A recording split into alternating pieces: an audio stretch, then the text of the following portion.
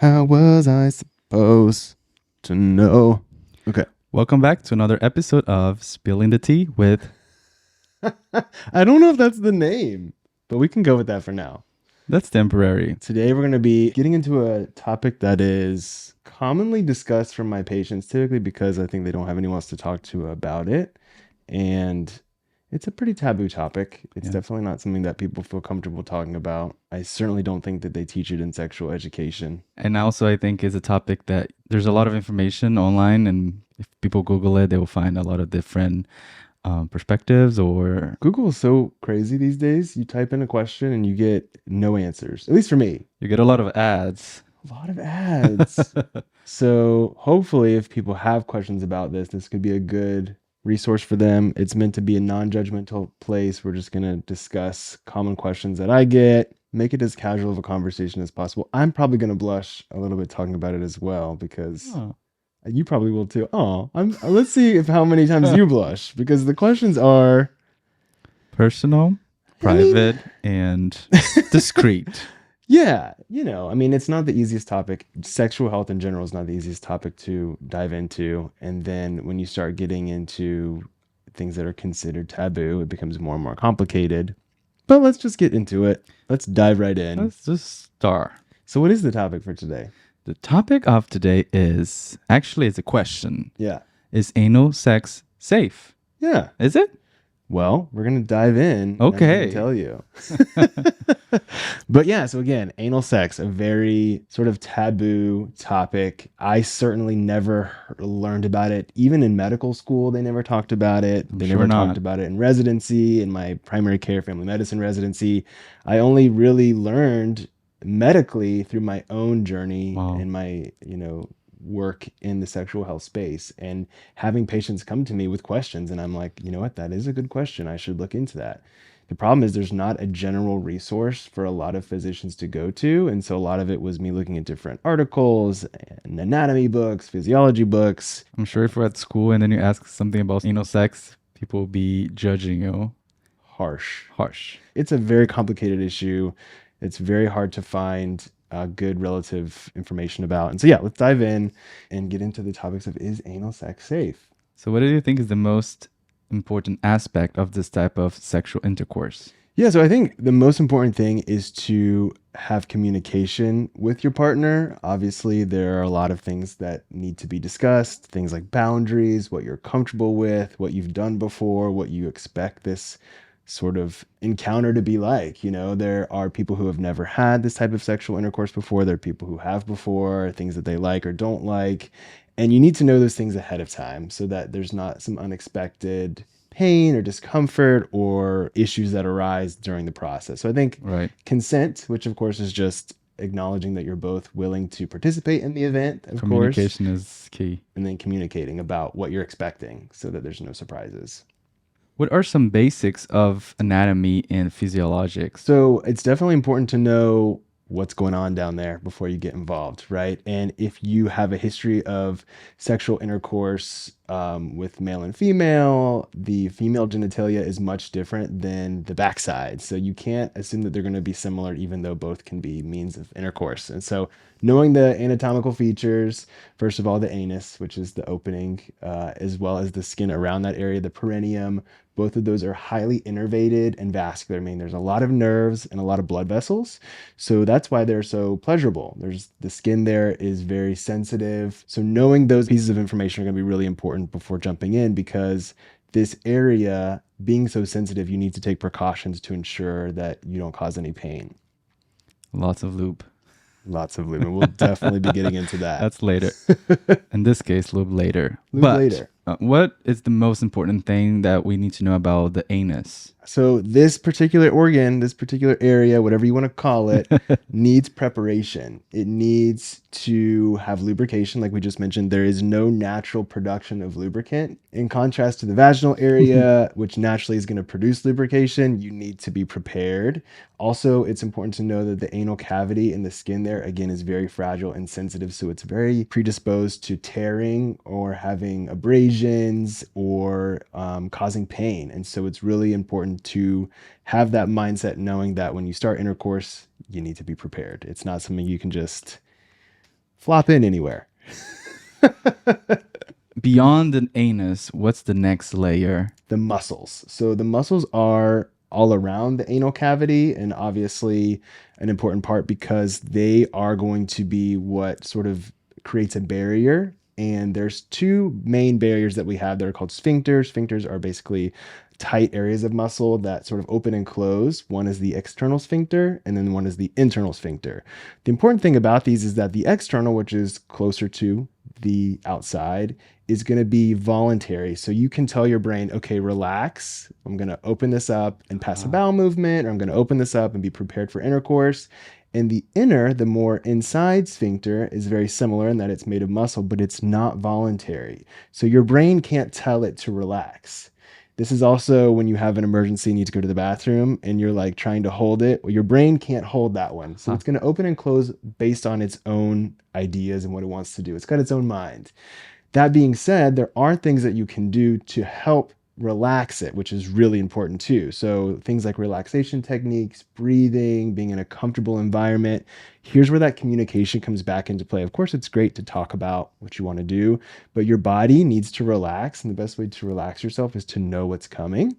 And so making sure that you're in a relaxed state is going to help that internal sphincter relax so that sexual activity can be pleasurable. If you try to have anal intercourse and your internal sphincter is still tight, it's going to cause a lot of pain and you can actually damage that muscle layer. In order to have pleasure, you have to be relaxed. You have to be with a good mindset. Yes. And very comfortable. Otherwise, you're going to feel pain. Right. And so that's why some people with anxiety or stress, especially around sex or sexual induced anxiety, will come to me and say, hey, I'm trying to have receptive anal intercourse and it's always painful, or I'm always experiencing discomfort. I can never reach the pleasure part that my partner has. And that's often due to the fact that they're not relaxing. They're just not able to get to that place. And that's completely normal. There are many different strategies you can take beyond just relaxing. Of course, it is a muscle, which is tight, the internal sphincter. And you can use things like dilators, which are basically like sex toys that you would insert and you start at a very small size and then increase over time with lots of lubricant to allow that muscle layer to just get more comfortable and used to there being something inside. So there are different things that you can do and strategies you can try, but that's one of the main reasons that people have discomfort in receptive anal intercourse is that internal sphincter is just not relaxing.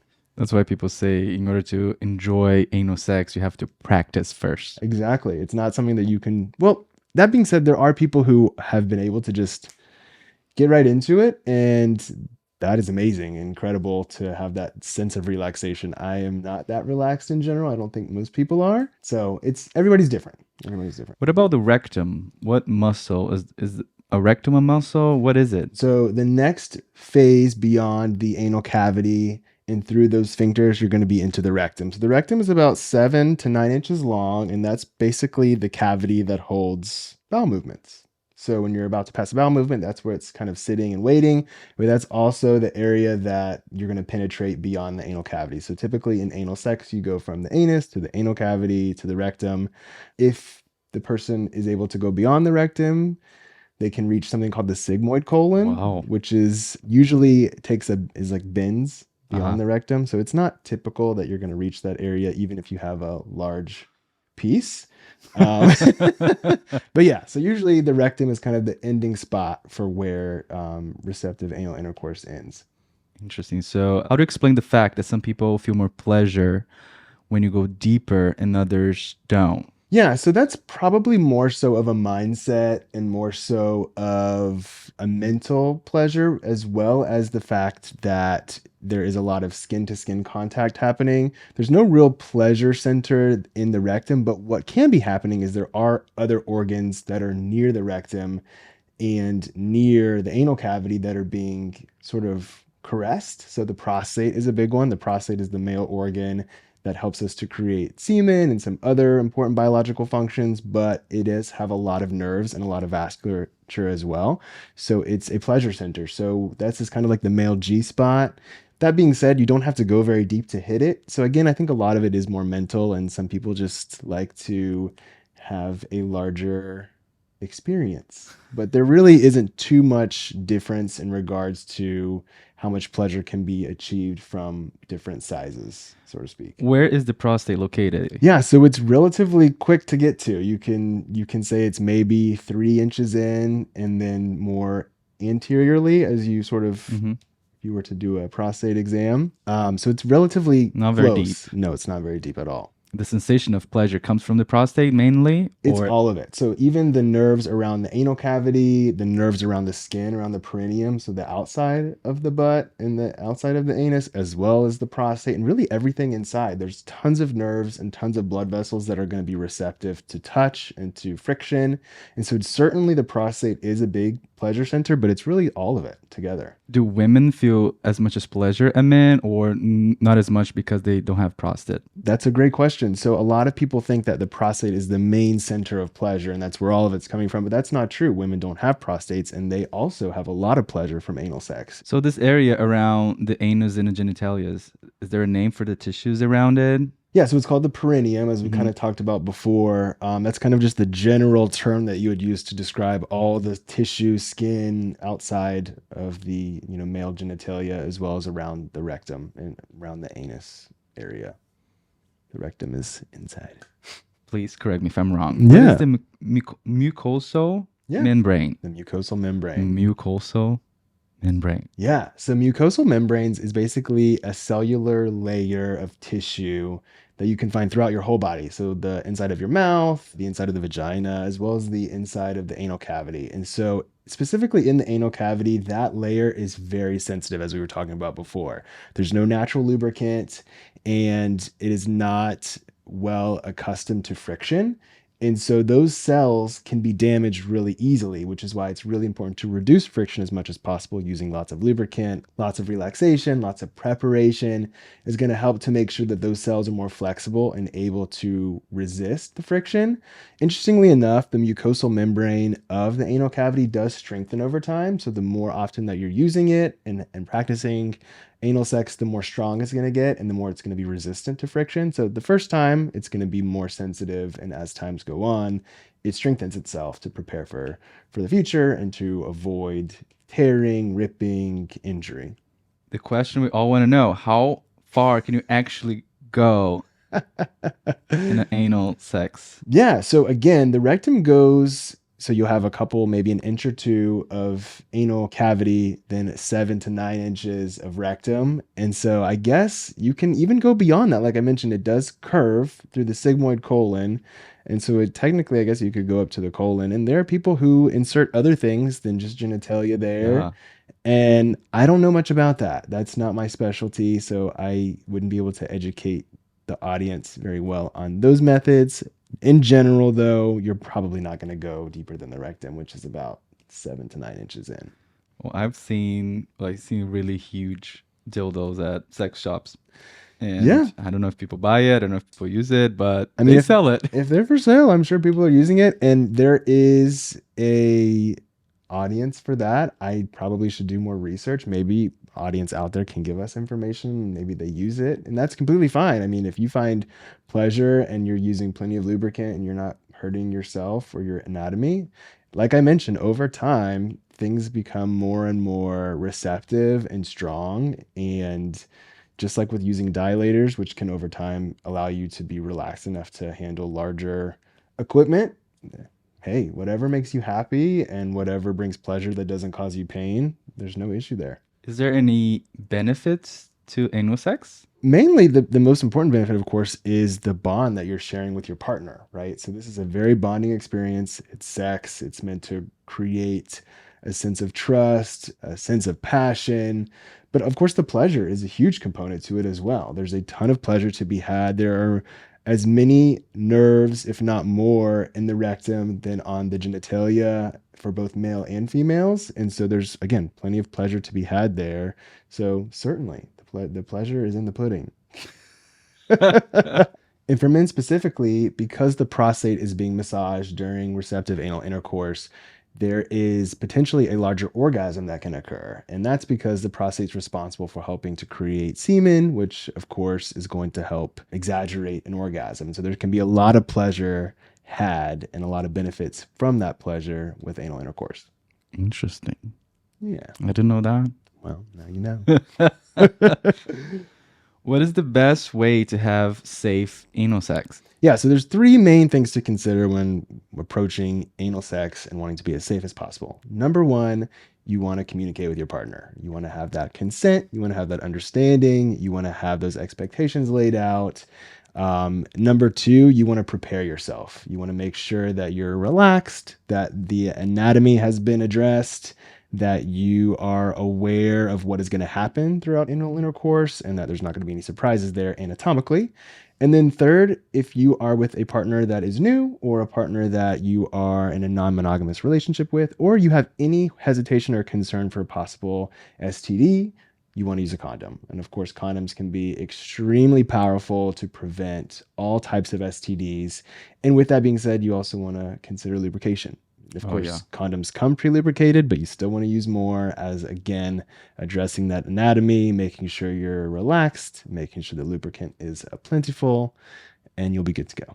Is there lubricants that are better than others? Like, for example, there are water-based lubricants, oil-based lubricants. Like, what's the difference? Right. So it's really about patient per person preference, right? So water-based lubricant and silicone-based lubricant are the most popular options.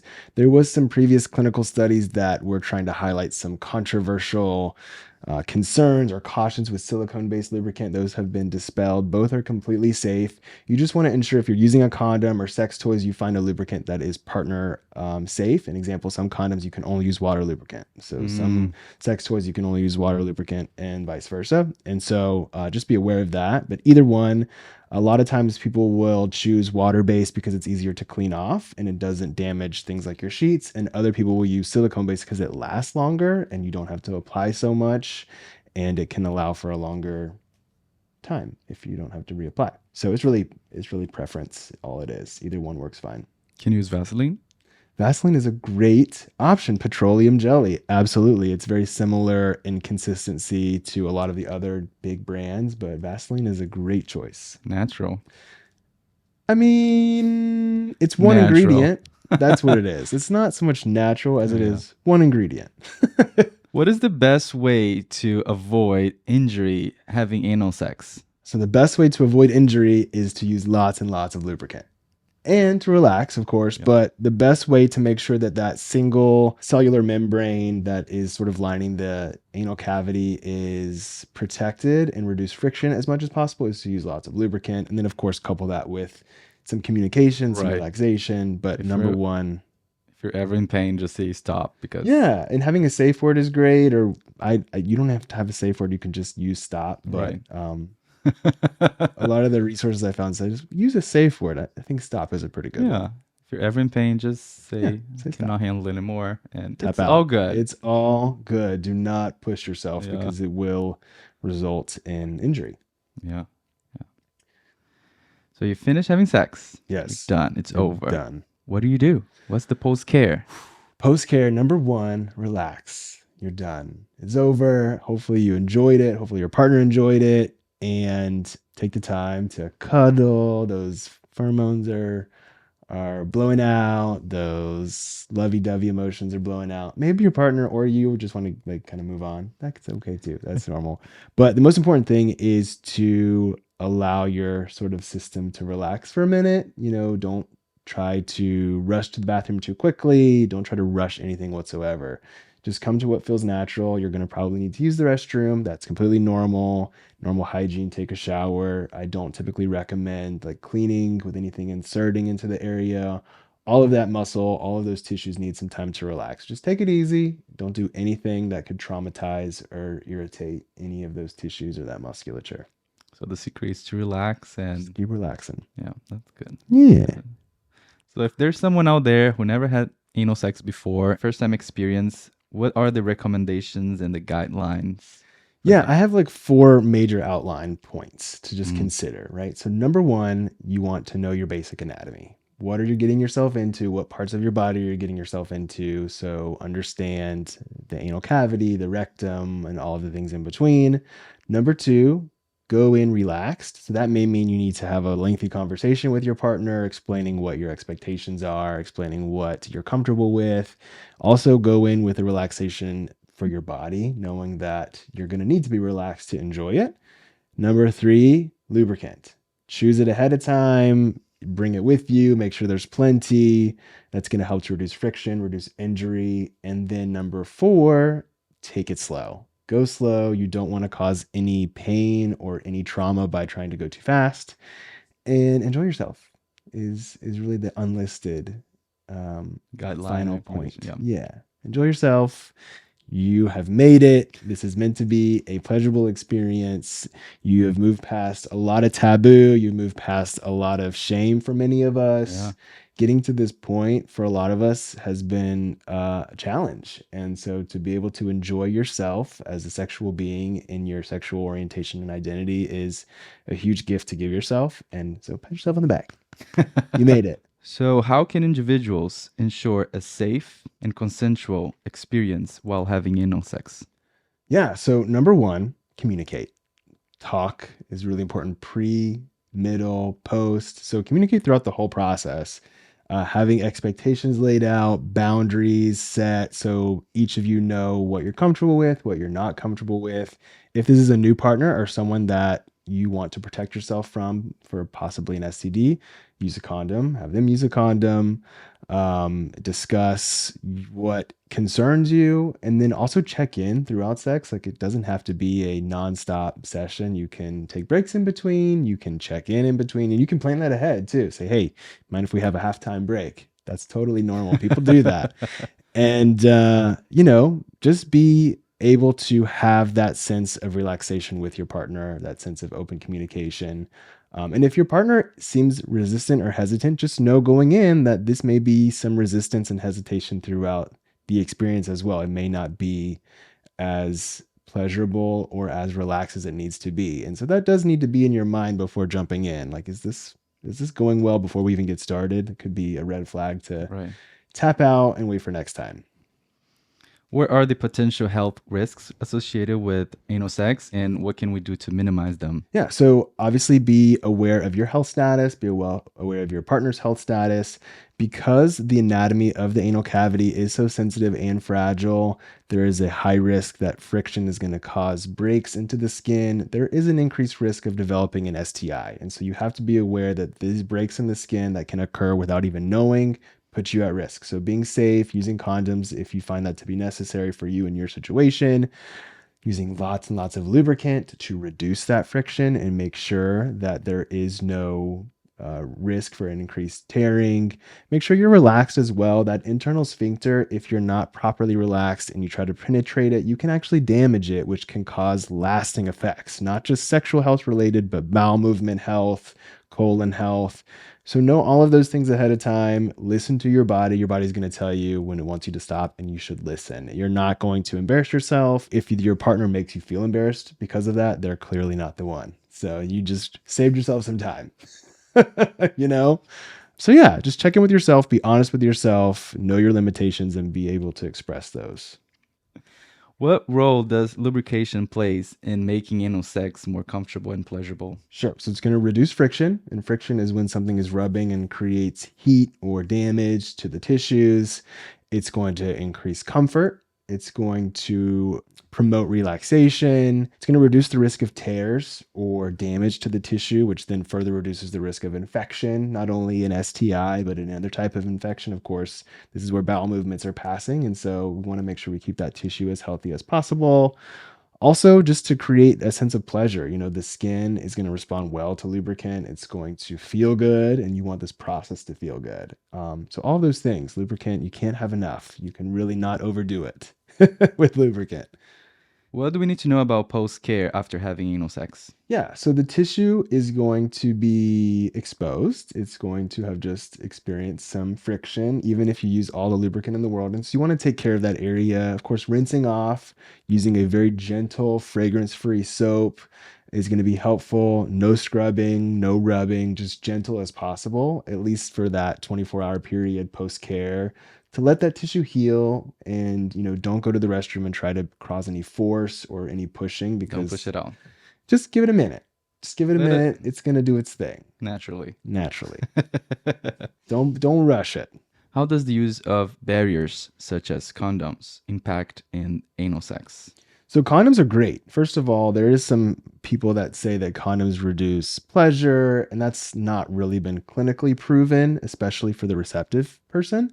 And so condoms can be really helpful to, of course, reduce the risk of infection, STDs. It's also going to help expedite the cleaning process. So everything that is expelled into the condom is easily removed. Everything that's on the condom is going to create a barrier on for the other person. So it's easy to sort of throw it in the garbage, and the cleaning process is one step further along. Also, peace of mind for a lot of people. The condom creates a barrier, reduces so many risks, and promotes a reduction in friction because there is lubrication on a condom. Usually, you have to use more lubrication when using a condom to ensure that it's pleasurable. So, all these things add together that make condoms really perfect for anal intercourse. There's really no reason they shouldn't be used unless you are in a completely safe situation where you are 100% sure you're not going to be at risk for any type of infection, and that person understands there's going to be more processes involved regarding aftercare and cleaning up than just an easy disposal. Oh, great answers. You think I'm a doctor or something?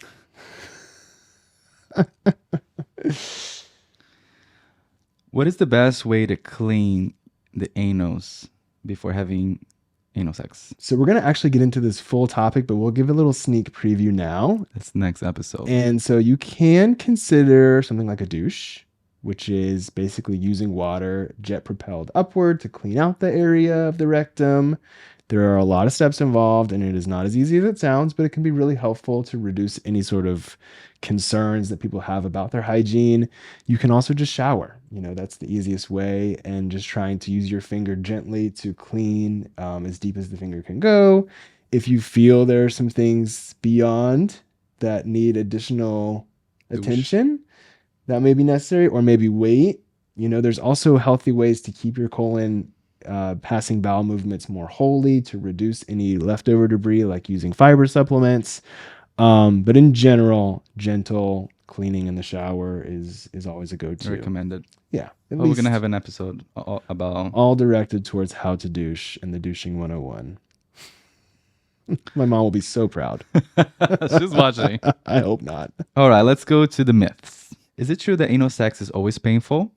No. So that is a great question. I get a lot from people who have never experimented or tried this type of sexual intercourse. And there's a lot of misconceptions that say there is no way you can have anal intercourse without pain. And that's false. As long as you're preparing yourself, as with some of the techniques we talked about earlier, of course, relaxation, communication, lubricant. If you are taking it slow and there is some hesitation there, understanding the time to stop, use dilators and things to allow yourself to prepare. And yes, there is a lot more preparation involved with this type of intercourse, but the payoff can be quite substantial. Is it true that anal sex is not safe and leads to serious injuries? Absolutely not. So in the most extreme and bizarre cases that you'll hear, typically people that are jumping into anal intercourse without any preparation or going way beyond their comfort level or what is anatomically recommended, serious things can occur. And so that's why it is important to take precaution, to plan, to prepare. Again, we talked about some of those muscular layers that are inside the anal cavity. If those are damaged, they can cause serious injury. So that's why it's important to listen to your body. If you're feeling a lot of discomfort, it's not because you just need to keep pushing through and it's going to get better. No, take the time, stop, understand that your body needs more time to prepare, and try again later. Is it true that anal sex always causes incontinence?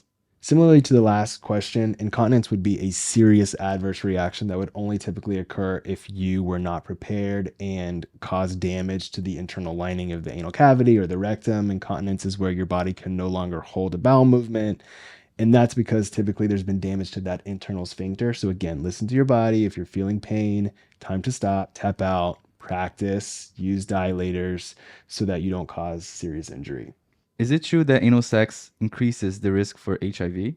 So there's some controversy here. Of course, the lining of the anal cavity is extremely fragile, and so it is very susceptible to friction. There can be micro tears. Any tears or injuries to that cavity can increase the risk of developing an STD, specifically HIV. Certainly, you are at an increased risk if there's damage to that tissue, but there's a similar risk if you are to have vaginal receptive intercourse. Of course, the only difference is the anal cavity is more sensitive. And so, technically, there can be a slight increased risk in receptive anal intercourse only because the tissue needs a lot more preparation, a lot more lubrication, and there is a higher risk for tears. Is it true that anal sex is only for certain sexual orientations? No, anal sex is for everybody. So everyone can enjoy the benefits of anal sex. It doesn't have to just be for homosexual males. It can be for anyone who is interested in having more pleasure or switching up their sort of romantic passions with their partner or partners. I say give it a try. Just be prepared. Everybody's welcome. Everybody's welcome. Come along. It's like church. The cult. Lubricant is optional. No, this is not true. Lubricant is not optional. It's not, okay? It's not optional. Can you not knock over the lava lamp? Well, you certainly want to use as much lubricant as you'd like to ensure you reduce the risks of friction, reduce the risk of tearing, pain, discomfort. The more lubricant, the more pleasure you're typically going to have as well. But no, lubricant is not optional when it comes to anal intercourse. Is it true that anal sex is only about penetration? So anal intercourse is much more than just about penetration. There's plenty of pleasure to be had when stimulating the perineum, the skin around the tissue. You can also use toys, external stimulation. So partners can enjoy multiple facets of anal intercourse beyond just penetration. It's the combo. It's the combo. Is it true that anal sex is unhygienic? Again, a great question and very commonly asked question. So as long as you're preparing ahead of time, normal showering, normal hygiene practices, and communicating with your partner, letting them know how prepared you are, it's completely safe and completely hygienic. There are means that you can go beyond to ensure that the area is even more clean. And of course, we're going to get into that in one of our future videos. But no, this is not true. Anal sex can be completely hygienic and nothing to be concerned about in that department. Is it true that anal play, it's only fun for the dominant person? Another great question. And the answer is absolutely not. So, of course, the penetrator or the dominant partner is going to have pleasure. The receptive partner is also going to see the majority of the pleasure in regards to the amount of nerves that are in the anal cavity, around the prostate. And so, really, it can be equal, if not more pleasurable for the receptive partner in regards to the anatomical nervous response. And so, it's for both. It's for everybody. Everyone is having fun. Everybody's having fun, hopefully. They should. They should. Is it true that anal sex impacts sexual orientation? Absolutely. If you have anal sex, you're automatically gay for the rest of your life. No. Contagious. It's contagious. Yeah. So no, anal sex does not impact your sexual orientation. It again is for everybody, straight, gay, anywhere in between can enjoy the benefits of anal sex, not just penetration, but the sensitive areas around the rectum and anus, the perineum. It can be a pleasure center for everybody. So everybody's invited. Thank you so much for this talk. It was very, very informative. I feel like after this conversation we had, we can finally have anal sex. I knew this would be a fun conversation with you. So I'm glad that out of everyone on the planet, I was able to talk about the safe practices of anal sex with you, someone who I'm very comfortable having this type of conversation with, because it's not super easy. Even with your own medical provider, you may struggle to have certain conversations. That's completely normal and expected. Even I wouldn't have this conversation with my own doctor. So we hope that this was a place where you could come and just feel like you were relaxing with a couple friends, talking about something that can be kind of intimidating. If you have additional questions, leave them in the comments below. I think we're supposed to point and say like and subscribe and do what you follow. Want. Do what you want. You're free. And hopefully we'll be able to meet you at our next video. And who knows what we'll be talking about, but I'm sure it'll be sexual health related. And this seems to be the theme. The theme for now. Keep it there for now.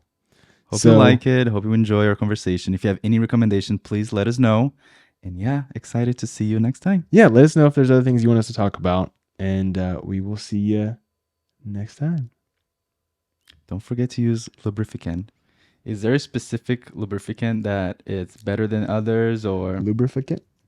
How do you say it? Lubricant. Lubricant. That's okay. In Portuguese, say lubrificante. Wow. That's why I always mess this word up. Well, so you have to give context. Hold on. Lubricant. Lubricant. See, it in Portuguese is very similar, but we add a syllable. Lubrificante. The fi. So from now on, I think you should just say, Lubrificant. yeah,